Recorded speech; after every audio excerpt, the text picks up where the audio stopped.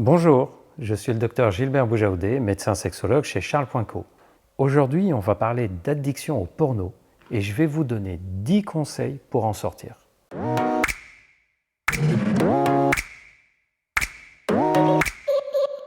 Bienvenue sur la chaîne YouTube de Charles.co. Si vous aimez nos vidéos sur la sexualité, abonnez-vous à notre chaîne YouTube et pensez à activer la cloche de notification pour ne rien louper. Nous sommes aussi sur Instagram, Charles.co, et vous pouvez bien sûr téléconsulter avec un médecin sexologue sur la plateforme Charles.co. Allez, on commence. L'addiction au porno est une forme de dépendance très fréquente de nos jours. Et c'est aussi l'une des dépendances la moins bien vécue par les personnes qui en souffrent, avec beaucoup de sentiments de honte, de culpabilité et de mal-être. Malgré sa grande fréquence, cette dépendance au porno reste un sujet tabou et ça reste encore difficile de consulter pour en sortir, même si maintenant on peut consulter en téléconsultation si c'est plus facile. Dans cette vidéo, je vais vous donner des conseils qui vous seront utiles pour comprendre cette dépendance, mais aussi pour vous aider à en sortir le mieux possible. L'idéal étant d'accéder aussi à un suivi sexologique en parallèle. En parler, c'est faire déjà un premier pas de géant pour en guérir. On utilise le terme de dépendance au porno quand une personne se met à utiliser, visionner le porno de façon excessive, c'est-à-dire comme un besoin et non comme un simple plaisir, avec un sentiment de manque, de frustration forte en cas d'impossibilité de visionner, et aussi avec des conséquences sur la vie personnelle, sur la sexualité, sur la vie de couple et parfois sur la vie professionnelle. Et malgré ces conséquences, il est impossible d'arrêter. C'est donc une véritable pathologie de l'utilisation à différencier de l'utilisation occasionnelle ou régulière, mais qui reste pour s'amuser, se divertir ou se faire plaisir, sans manque ni besoin fort d'y revenir malgré nous.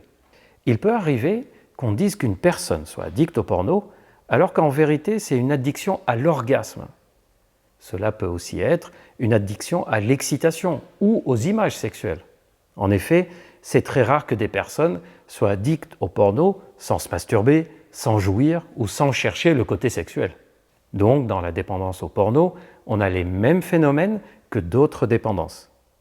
Visionner de la sexualité qui vient envahir les idées et occuper l'esprit, comme quand on est addict au jeu par exemple, ça occupe le temps avec du plaisir. Et utiliser les décharges hormonales de l'orgasme pour se détendre.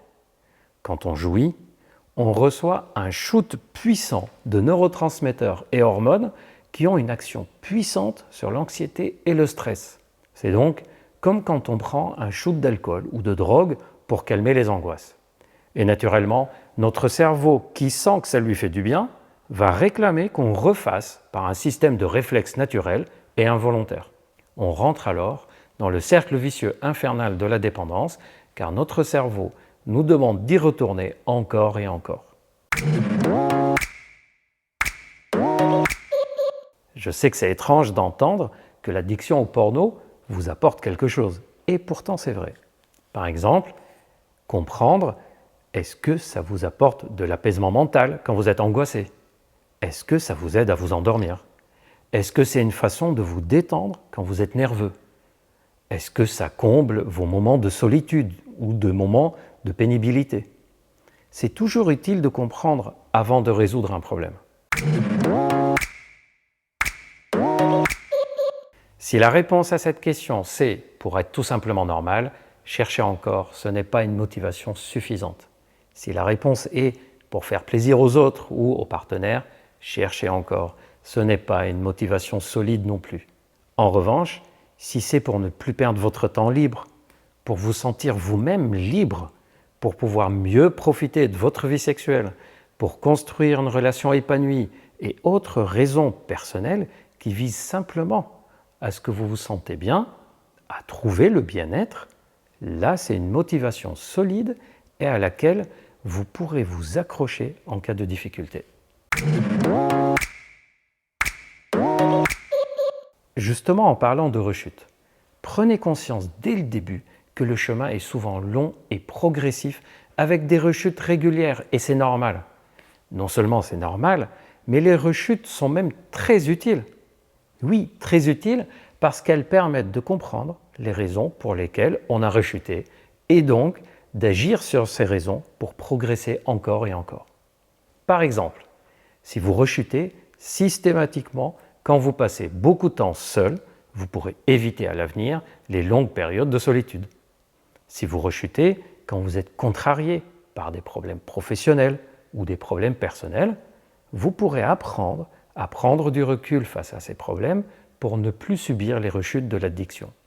Ou si vous rechutez lorsque vous êtes angoissé, sans raison apparente, c'est l'occasion de travailler vos angoisses, de les explorer et de développer une façon de gérer le stress et les angoisses autre que par le porno. N'ayez pas peur des rechutes. Ce n'est pas une faiblesse, mais une occasion en or de comprendre et de progresser. Évitez le plus possible la solitude et développez ou retrouver un cercle amical ou familial. C'est beaucoup plus difficile de résister à une pulsion quand on est seul chez soi, face à l'ordinateur ou au smartphone, que quand on passe un bon moment avec des amis ou avec des gens qu'on aime.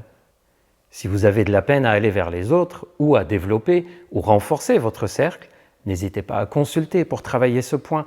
Il y a des conseils pour ça aussi.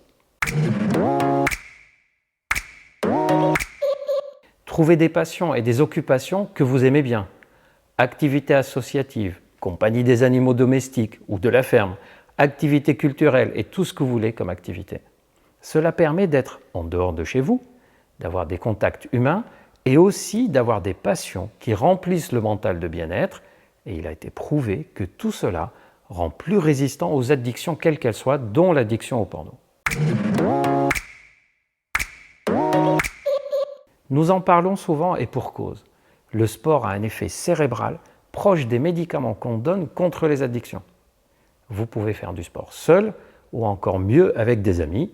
Faites le sport que vous voulez, que ce soit pour prendre du plaisir ou pour repousser vos limites. Le sport n'a pas seulement un effet bénéfique sur le mental, grâce à ce qu'on appelle couramment l'endorphine et son impact sur la sérotonine, c'est-à-dire le neurotransmetteur du bien-être.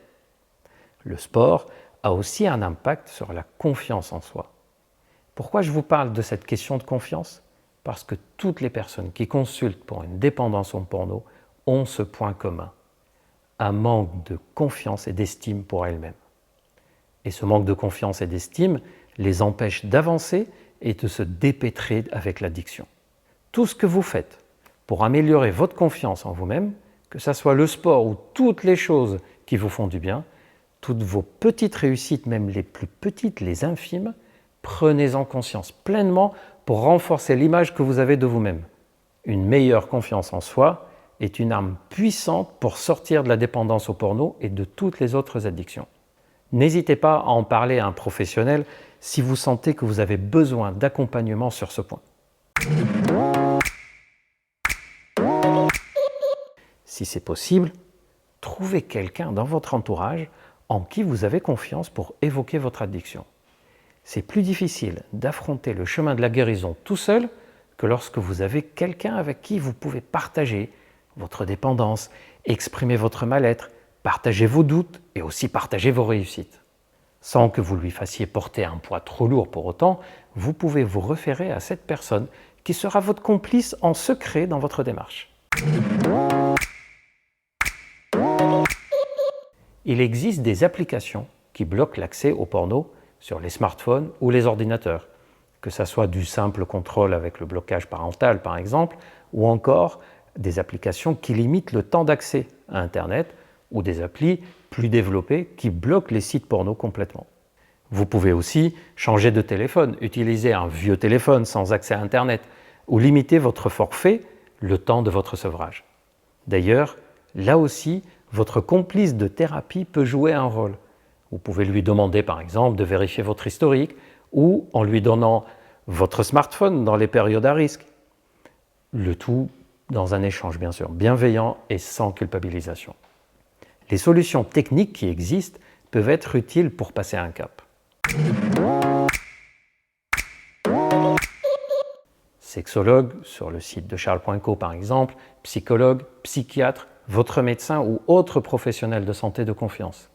Vous ne serez jamais jugé, vous ne serez jamais moqué.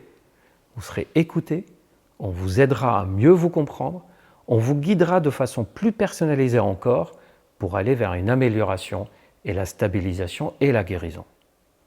L'addiction au porno n'est ni une fatalité ni une tare. C'est une véritable dépendance comportementale et mentale qui ne peut se résoudre avec un petit effort ou par la simple volonté. Il faut mettre en place une véritable stratégie globale et sur du long terme. Ah oui, une dernière chose, n'oubliez pas de vous abonner et d'activer la cloche de notification pour ne louper aucune de nos prochaines vidéos, de nous suivre aussi sur l'Instagram @charles.co pour toujours plus d'astuces et de conseils sexo, et de prendre rendez-vous avec l'un des médecins sexologues de la plateforme si vous en avez besoin. À très bientôt pour la suite, prenez soin de vous.